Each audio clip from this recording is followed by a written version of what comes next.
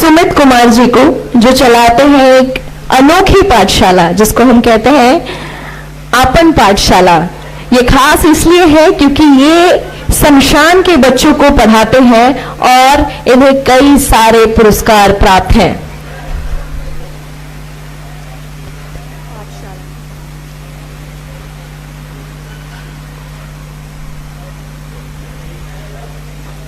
बिल्कुल, आप सब कुर्सियों पर विराजमान हो जाएं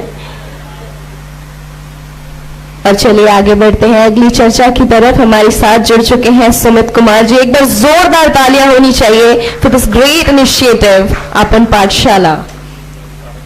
और एमडी सर फिर से पुनः मंच पर आएंगे और स्वागत करेंगे हमारे साथ उपस्थित सुमित कुमार जी का। बुके के साथ बहुत बहुत अभिनंदन, आभार। ये सवाल सुमित के दिल में घर कर गया और बना उनके जीवन का संकल्प। इन बच्चों को पढ़कर क्या हो सकता है, यह दिखाना है। कुछ चटाइयां बिछी, कुछ किताबें और कॉपियां जुटाई और शुरू हुई अपन पाठशाला। शुरुआत में सिर्फ 8 से 10 बच्चे थे, मगर आज यह संख्या बढ़कर 140 हो चुकी है, जिनमें 120 से ज्यादा रोज पढ़ने आते हैं। ये वही बच्चे हैं जिनका बचपन कूड़े के ढेर और चिताओं के बीच गुजर रहा था। सुमित ने इन्हें सिर्फ पढ़ाया नहीं, बल्कि सपने देखना सिखाया। डॉक्टर, इंजीनियर, IPS बनने का सपना। ड्रेस, बैग, किताबें, ठंड में कंबल, सब कुछ खुद जुटाए। आत्मरक्षा के लिए वुशु भी सिखाया, ताकि ये बच्चे न सिर्फ अपने पैरों पर खड़े हों, बल्कि दूसरों के लिए भी मिसाल बने। शमशान घाट की राख से निकली यह पाठशाला आज उम्मीद का दीपक है। सुमित का यकीन है, राजा का बेटा ही नहीं, गरीब का बेटा भी राजा बन सकता है। यही सोच आज इन बच्चों की आंखों में चमक बनकर झलकती है और यही असली जीत है सुमित के जज्बे की। रफ्तार मीडिया सुमित के इस जज्बे को सलाम करता है और उन्हें रफ्तार media icon of Bihar award से सम्मानित कर खुद को गौरवान्वित महसूस करता है।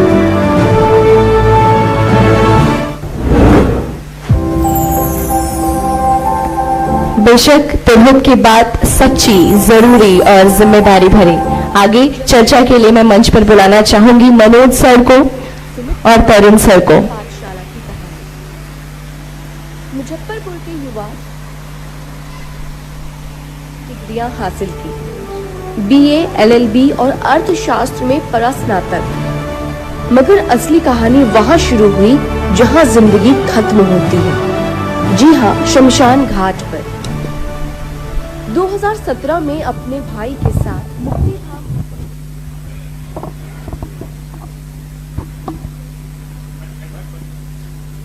सर्वप्रथम हम रफ्तार मीडिया के पूरे परिवार को धन्यवाद अपने ओर से और अपने पाठशाला की ओर के और अपने पाठशाला के सहायक मित्रों की ओर से सभी रफ्तार मीडिया के जितने भी प्रत्यक्ष और अप्रत्यक्ष रूप से कार्य करता है उनको बधाई और धन्यवाद देते हैं कि इस योग्य हमें चुना और इस मंच पे बैठाया और अपने शहर में एक नई सम्मान देने का प्रयास किया। बहुत बहुत धन्यवाद सर आप सभी का।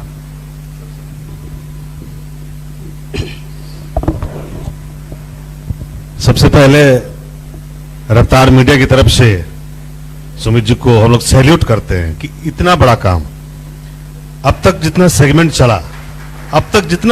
चला सबसे अगर सहानुभूति प्राप्त करने वाला उच्च दर्जे का ये सेगमेंट सबसे बढ़िया रहा। बच्चों को पढ़ाना और इतना सुविधा के साथ पढ़ाना, हर एक गतिविधि में आप उनका निगरानी करना, ये बहुत बड़ी बात है। फिर से एक बार सैल्यूट करते हैं आपको। बहुत बहुत धन्यवाद सर। यही आप लोगों का सम्मान हमें सजग करता है और इस कार्यों के लिए प्रेरित करता है। हम तो एक निमित्त मात्र है, गिलहरी की भांति एक प्रयास मात्र कर रहे हैं।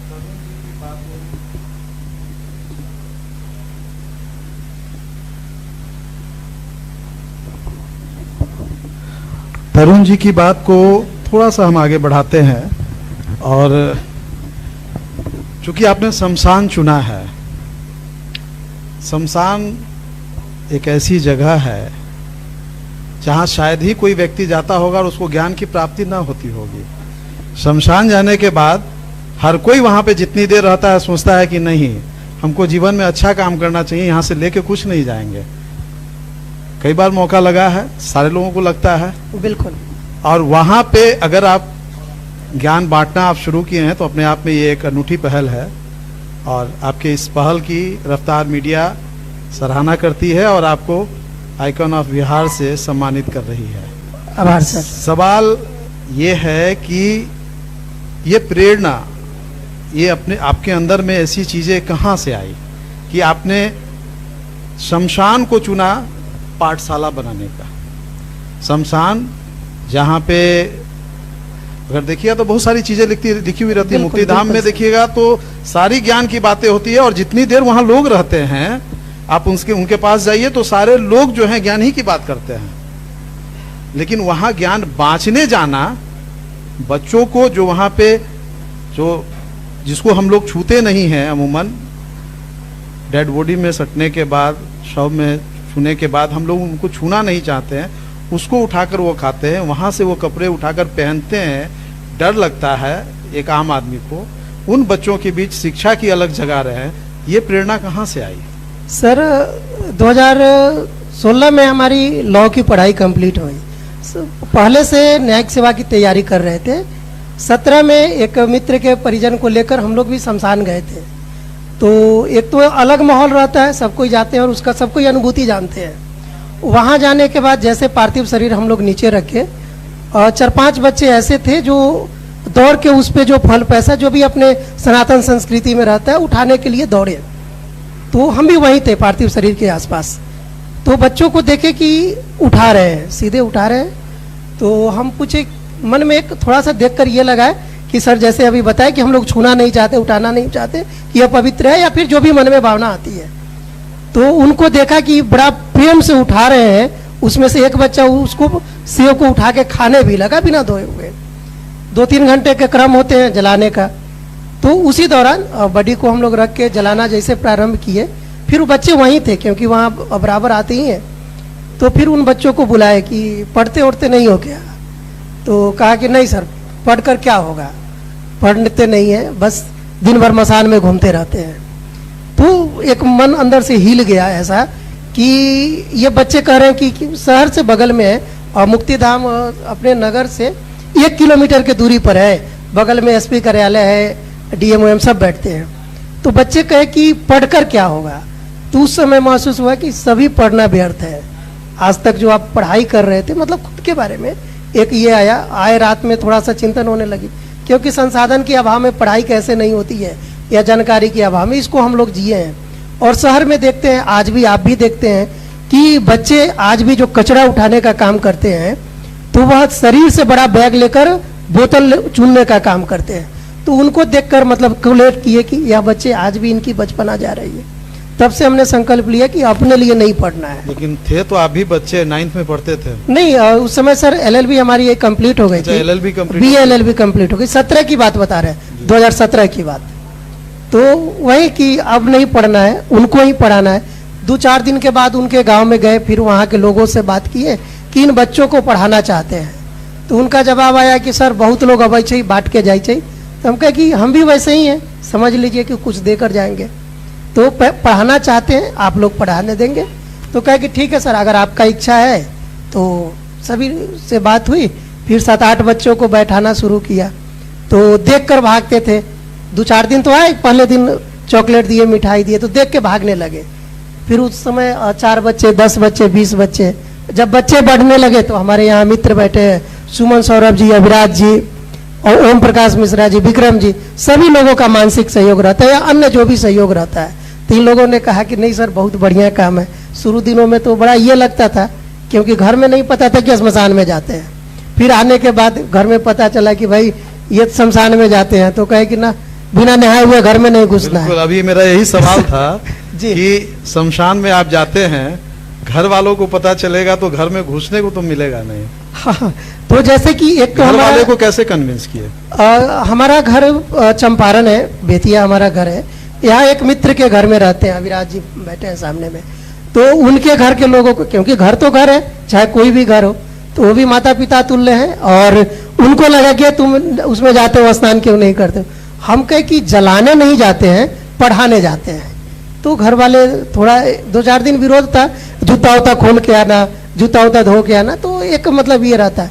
लेकिन सब लोग मान गए और सब लोग साथ देते हैं। मतलब समझाने में कामयाब हो। जी सर। ये काफी परेशानी हुई होगी, ये काफी चुनौती।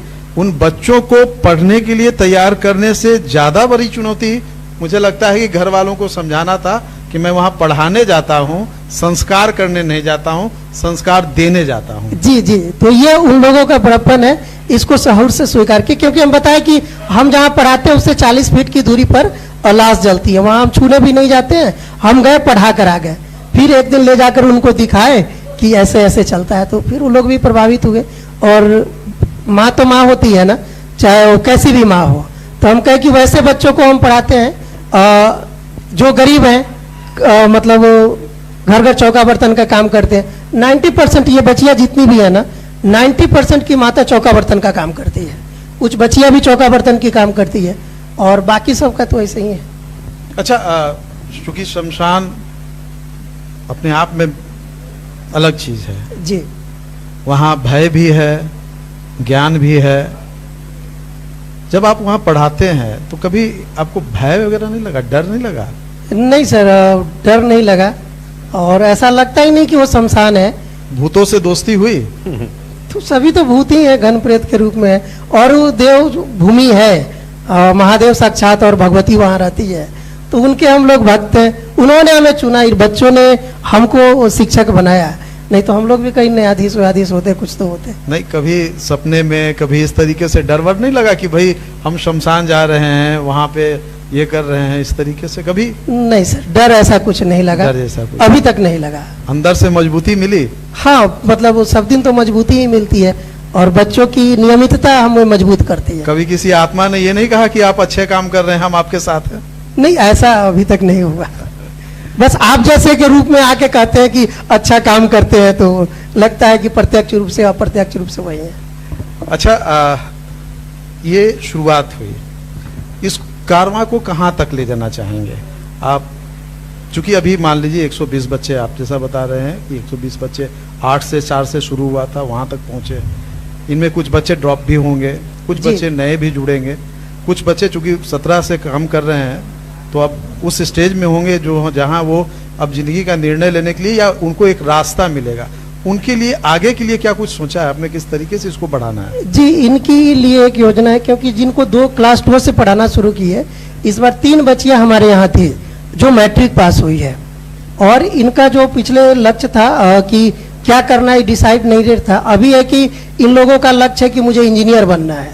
तो इसके लिए 11th की हमने बैच शुरू करी है, और पहले तो 11th पढ़ लो, हम ये नहीं कहते हम पढ़ाकर तुमको इंजीनियर बना ही देंगे, पहले योग्य बनो, और उसके बाद जो तुम्हारे हिसाब से मतलब अपने परिवार में सबसे ज्यादा पढ़ने वाली बच्चियां बन गई है मैट्रिक पास करके, और उनको पढ़ा रहे हैं। 11th पास हो जाए, 12th पास हो जाए, फिर उनको बैठाएंगे परीक्षा में, फिर उनका भाग्य तय करता है। नहीं, वो तो सही है, लेकिन वो और आगे बेहतर कर सके जी, इसके लिए और कुछ प्रयास समाज, सरकार और उन सारे जगहों से कुछ आपने प्रयत्न किया है? जैसे कि अभी हमारे 2 बच्चों का नामांकन पिछले 22 में भी हुआ था। एक राष्ट्रीय लेवल की एक एग्जाम होते हैं, और सेवाधाम का, वहाँ 6 से लेकर 12 तक की पढ़ाई होती है, पूरा निःशुल्क सेवा है। एक बच्चों पर भी 1,40,000 के करीब आता है। तो वहाँ 2 बच्चों का हमारा चयन हुआ है, और वहाँ पढ़ने जाते हैं। तो एक तो वहाँ उनकी यहाँ जो व्यवस्थाएं हैं, जो साधन है या संसाधन है, तो इनके लिए सर मतलब हमारा जो समझ होता है, बगल के स्कूल में हमने बात किया, सभी का नामांकन सरकारी विद्यालय में है, क्योंकि हम तो विद्यालय है नहीं, आफ्टर स्कूलिंग चलाते, बैठने का आदत लगा, फिर सबका नामांकन सरकारी विद्यालय में कराए। तो सरकार के तरफ से बड़ा सहयोग मिलता है, स्कूल के तरफ से भी, और मतलब इनकी जो इच्छा है ना सर, प्रयास करते हैं, और समाज के भी लोग आते हैं। एक बच्चे को पढ़ाने में काफी खर्च आता है, हम देख रहे हैं जो बच्चियां हैं, जो बच्चे हैं, उनके पास कई के पास ड्रेस भी है, उनके पास पढ़ने के लिए छोटा टेबल भी है, किताबें हैं, कॉपियां हैं। इन सारों का खर्च कहाँ से निकालते हैं? मित्र लोग हैं, घर के लोग हैं, और समाज के कभी कुछ लोग आते हैं, कहते हैं कि हम क्या मदद कर सकते हैं। पहले था कि कोई कुछ आकर बांट के चला गया, उसको हमने तोड़ा। अगर किसी को कुछ मदद करना होता है तो पहले आकर वो चर्चा करते हैं कि कॉपी चाहिए, किताब चाहिए या क्या चाहिए। तो हम उनको डिमांड बताते हैं कि सर हमारे 10 बच्चे बड़े हो गए हैं, इनके लिए हमको टेबल चाहिए, कभी चटाई चाहिए, कभी ड्रेस चाहिए। इस तरह की हम डिमांड उनके सामने रखते हैं, तो जो सक्षम होते हैं वो देते हैं, नहीं तो खुद करते हैं। वाकई एक अनूठा स्कूल है जी। सबसे बड़ी बात है कि आप इतना मतलब अनोखा काम भी कर रहे हैं और आप सपने दिखा रहे हैं बच्चों को, और सपने साकार करने का भी दावा कर रहे हैं, ऐसी बात नहीं है। और उनको सपना दिखा रहे हैं जिनको नींद ही नहीं आती हो, लेकिन नींद भी सुलाना भी आपने सिखा रहा है। ये बहुत बड़ी पहल है। आप जैसे मनोज सर ने कहा कि आगे जो बच्चों का जो भविष्य है उसके लिए आप लोग आपने जो सोचा है, क्या सोचा है, तो आप इकोनॉमिकली अगर उनको कुछ आगे बढ़कर कुछ जरूरत पड़े तो उनके लिए आप क्या सोचा? आपके सोच में क्या रखा हुआ है? मतलब सर हम समझ नहीं पाए कि मतलब क्या उनके जैसे मान लीजिए कुछ उच्च शिक्षा के लिए इनको कुछ इकोनॉमिकली आवश्यकता पड़े, जी जाहिर सी बात है आप जब सपने उसको दिखा रहे हैं तो मैट्रिक पास करेंगे, इंटर पास करेंगे, आगे इंजीनियरिंग करने की उनकी इच्छा होगी, तो इनके लिए सर धन संचय करते हैं। और ये खुद में भगवती सब कराती है। इन बच्चों के लिए अभी 2 बच्चे यहाँ से गए ना, उन बच्चों में एक ऐसा था परिवार, एक बच्चा कहा कि हम अपने बच्चों को नहीं भेजेंगे। उनकी 3 बेटियां हमारे यहाँ पढ़ती है और 2 बेटा, 5 लड़के हमारे यहाँ पढ़ते हैं। तो हम पूछे कि क्यों नहीं जाएंगे, तो वो कहे कि सर जो बच्चों के लिए ड्रेस खरीदना है, जूता खरीदना है, मतलब ये सब कुछ खरीद के लेकर जाना है, क्योंकि उसे स्कूल में ड्रेस चलता है, तो खरीदने के लिए हमारे पास पैसा नहीं है। तो उनको 3000 रुपया दिए। सर मैं खुद कमाता हूँ उन बच्चों के लिए, और जितना इनकी आवश्यकता पड़ेगी ना, हमको अगर अपना खून भी बेचना पड़े तो हम बेच के इनके लिए। नहीं, आपको खून बेचने की जरूरत नहीं पड़ेगी, क्योंकि आप एक नेक काम कर रहे हैं, एक अच्छा काम कर रहे हैं। और इसमें मैं आपकी थोड़ी मदद कर सकता हूँ। सर मदद इसलिए कर सकता हूँ कि सरकार की बहुत सारी योजनाएं चल रही हैं जो इन बच्चों को फायदा पहुंचा सकती हैं। आप एक बार जा करके जिला में देखिए उन कौन कौन सी योजनाएं हैं, और जो बच्चे आपके पास है, हमको लगता है कि 99% बच्चे जो हैं उन योजनाओं का लाभ ले सकते हैं, वो पात्रता रखते हैं। जी बस बिल्कुल। आपको इतना करना है कि उन बच्चों को उन योजनाओं के साथ जोड़ने के लिए अधिकारियों के साथ एक संवाद करना है, और उसमें अगर कहीं आपको परेशानी आती है तो आप रफ्तार मीडिया की मदद ले सकते हैं। और आज रफ्तार मीडिया जो है कि इस मंच के माध्यम से कई अधिकारी भी इस कार्यक्रम को देख रहे हैं। सत्ता में बैठे हुए जो बड़े नीति निर्माता है वो भी यहाँ मौजूद थे, अभी आएंगे भी, बिल्कुल। वो भी देख रहे हैं इन सारे चीजों को। और हमको लगता है कि आने वाले समय में आपकी इन समस्याओं का, उन बच्चों को आगे बढ़ने की जो समस्या आ रही है वो एक हद से दूर हो जाएगी। एक चीज और हम जानना चाहेंगे, वहां इतने सारे बच्चे हैं, बच्चों को पढ़ाते हैं, पढ़ाने के साथ साथ और क्या कुछ देते हैं? इनको देने में जैसे कि एक तो पढ़ने में जो भी सामान आते हैं, कॉपी, नहीं, हम सामान जी। की बात नहीं कर रहे हैं, संस्कार या ज्ञान के अलावे और क्या देते हैं? एक तो अनुशासन सर सिखाते हैं सबसे पहले, और उनके सर्वांगीण विकास हो, क्योंकि हमारे बच्चे कहीं जाए तो ये न लगे कि ये कहाँ के बच्चे हैं। सर इन बच्चों की कैटेगरी 4 कैटेगरी की है। वह बच्चे पहले पार्थिव शरीर से फल पैसा उठाते थे, या फिर कूड़ा कचरा चुनने वाले भी कि कुछ बच्चे हैं, और चौका बर्तन करने वाले के बच्चे हैं। इनके लिए सर हमारे यहाँ 99 से 110 के बीच में लड़कियां हैं, स्वावलंबी हो, मजबूत रहे, इसके लिए हम ऊसू का प्रशिक्षण कराते हैं, ताकि उनसे उनका विश्वास बढ़े। और वहाँ जमीन भी है 4-5 कट्ठे की, उसमें खेती भी कराते हैं, और प्रैक्टिकल मतलब इनको, ताकि ये व्यवहार हो और इनका मनोस्थिति चेंज हो। और प्रतियोगिताएं तो हर साल होती ही रहती है, विभिन्न प्रतियोगिताओं के माध्यम से इनमें पूरा विकास कैसे हो, इस पर हम केंद्रित करते हैं। और आगे की योजना है जो इनसे जो बच्चे इनके घर के बड़े बच्चे हैं, इनसे पहले के बच्चे हैं, या फिर उनको अनफॉर्मल एजुकेशन से जोड़ना है, जैसे अपना काम कर पाए, सिलाई कटाई का, या फिर अन्य जो भी होता है, जैसे मेहंदी का भी, या भी मुजफ्फरपुर लाठी का है। तो इसके लिए ताकि उनके घर की में अगर पैसा आना शुरू हो जाए तो थोड़ा सा ये हो, तो उसके लिए भी मन में एक प्रयास चल रहा है। अब आगे देखते हैं। इसमें भी हम आपकी मदद फिर करते हैं। बिल्कुल सर। और आपको बताते हैं कि सरकार की ऐसी कई योजनाएं चल रही है, क्योंकि ये मंच इसी चीज के लिए है कि वो सारी योजनाओं की जानकारी लोगों तक पहुंच सके, आपके माध्यम से पहुंचे, मेरे माध्यम से पहुंचे। आपके जो बच्चे हैं, अगर उन बच्चों में कुछ पारंपरिक ट्रेड से जुड़े हुए हैं, तो प्रधानमंत्री विश्वकर्मा योजना है जो केंद्र सरकार की चलती है, उसमें 18 ट्रेड ऐसे हैं जिनमें उन्हें निःशुल्क प्रशिक्षण दिया जाता है। कई ऐसी सरकार की योजनाएं हैं जिस समय वो उन योजनाओं का लाभ लेंगे, उस दौरान उन्हें जो है स्टाइपेंड मिलेगा, एक राशि भी मिलेगी, ताकि वो एक इंटरेस्ट के साथ उससे जुड़ सके और उनके वो हाथों को हुनर मिल सकेगा जिससे वो ताउम्र कमा सकेंगे। तो आप इन सारी चीज़ों का आप इस्तेमाल कर सकते हैं। और जहां आपको लगे कि यहाँ मामला फंस रहा है, चूंकि बात थोड़ी देर पहले यहाँ पे जितने राजनेता बैठे हुए थे, सारे लोगों ने भ्रष्टाचार की बात कही थी और हमारे समाज में ये गुण की तरफ फैला है। वहां अगर आपको कहीं दिक्कत नजर आती है तो आप रफ्तार मीडिया की मदद ले सकते हैं। वहां पे रफ्तार मीडिया आपकी फिर मदद करेगी और उन बच्चों को उन चीज़ों से जोड़ने के लिए जो है आपकी जो पहल होगी उसमें मदद करेगी। बिल्कुल। सरकार का यही कभी कभी क्या होता है कि बच्चों का नामांकन नहीं हो पाता है सरकारी विद्यालयों में, तो उसके लिए 1-2 कंप्लेन भी हमने किया कि अब क्या है कि जैसे 8वां बच्चे जो पास करते हैं तो उनके कुछ शिक्षक ऐसे थे कि 100-100 रुपया मांगना शुरू किए, तो टीसी के नाम पर। हम कहे कि भाई साहब, यह बच्चे एक आकर बोले कि सर 100 रुपया मांगा जा रहा है टीसी के लिए। हम कहे क्यों? तो ऐसा नियम है। हम गए स्कूल में पूछे कि सर यह 100 रुपया क्यों मांग रहे हैं? बच्चों के साइकोलॉजी में अभी बैठ जाएगा कि बिना पैसा दिए कागज नहीं मिलता है। तो उसका हम बड़ा विरोध किए और उसका ऑनलाइन कंप्लेन भी किए। फिर डीओ साहब ने हमको फोन किया कि क्या आपकी समस्या है, फिर उस समस्या का समाधान हुआ और 100-100 रुपया रिटर्न भी कराए। 3-4-7 ऐसे बच्चे हैं जिनका अभी नामांकन नहीं हो रहा है, दिक्कत आ रही है। आज भी हम स्कूल में गए थे, आज तो छुट्टी था लेकिन शिक्षकों के लिए खुला हुआ था। हम आग्रह करके आए कि सर आपके पोषण क्षेत्र के बच्चे हैं, इनका नामांकन जरूर कर लीजिए, आप नहीं करेंगे तो कौन करेगा। और उन गार्जियनों में देखे हैं सर कि उनके मन में बैठा हुआ है कि अगर प्राइवेट स्कूल में नामांकन करा दे तो बच्चे पढ़ लेंगे। वो दुर्भाग्य है कि प्राइवेट में पढ़ा लेते हैं, नामांकन करा लेते हैं, लेकिन बच्चे पढ़ते नहीं हैं।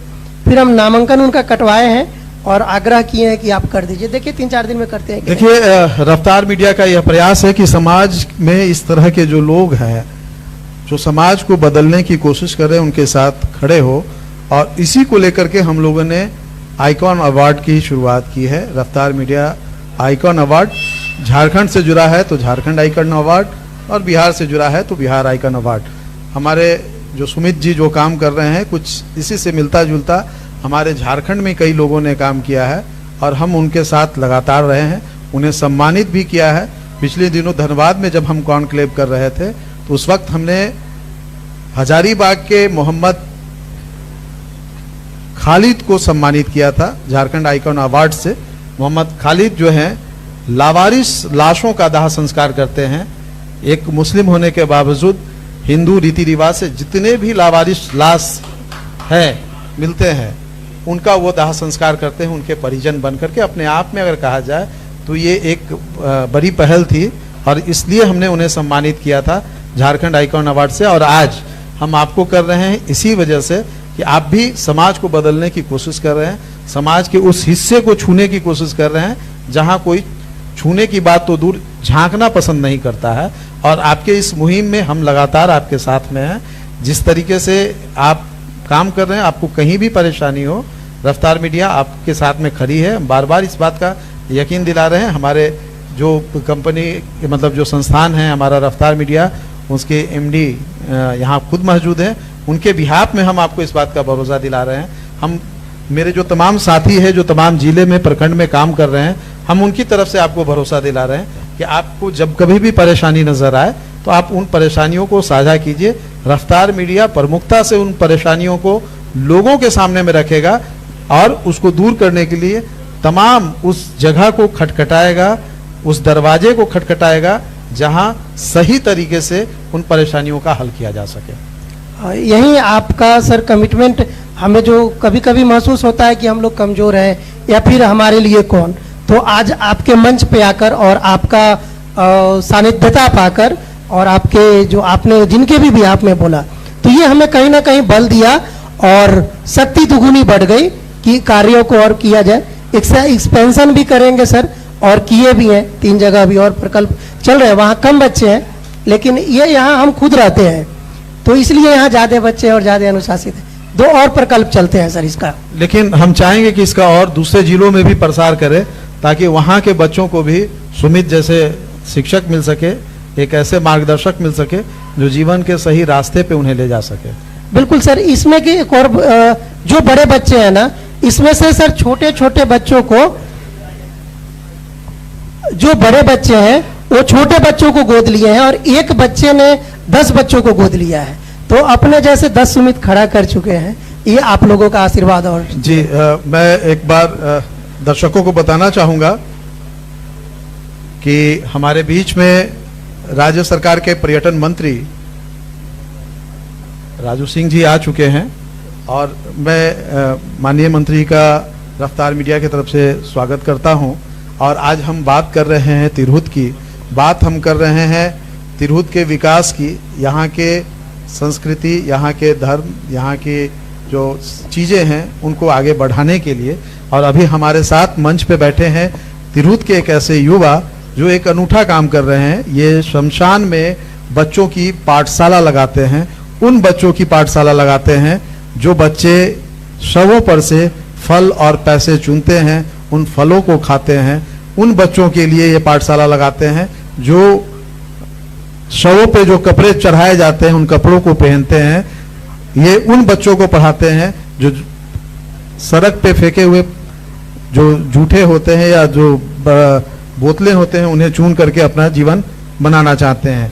तो हम इनके इन कामों को लेकर के रफ्तार मीडिया इनके कामों को सराहना करती है और आइकॉन ऑफ बिहार अवार्ड से सम्मानित करना चाहती है। हम चाहेंगे कि मंत्री जी अपने हाथों से जब वो मंच पे आएंगे तो आपको सम्मानित करें, लेकिन हम अब इस बातचीत को यहीं विराम देते हैं और आगे हम बढ़ते हैं अपने इस चीज को लेके, इस शुभकामना के साथ कि आपका यह कारवा जो है और बढ़े और बच्चे इससे जुड़ सके, और बच्चे जो आप जिन्हें बना रहे हैं कल के दिन वो आपके रोल मॉडल के रूप में सामने आए लोगों के, दूसरे बच्चे भी उनसे प्रेरित हो और शिक्षा से जुड़ सके। बहुत बहुत धन्यवाद सर। धन्यवाद। बहुत बहुत धन्यवाद। बिल्कुल जोरदार तालियां आनी चाहिए इस अनूठे शिक्षक के लिए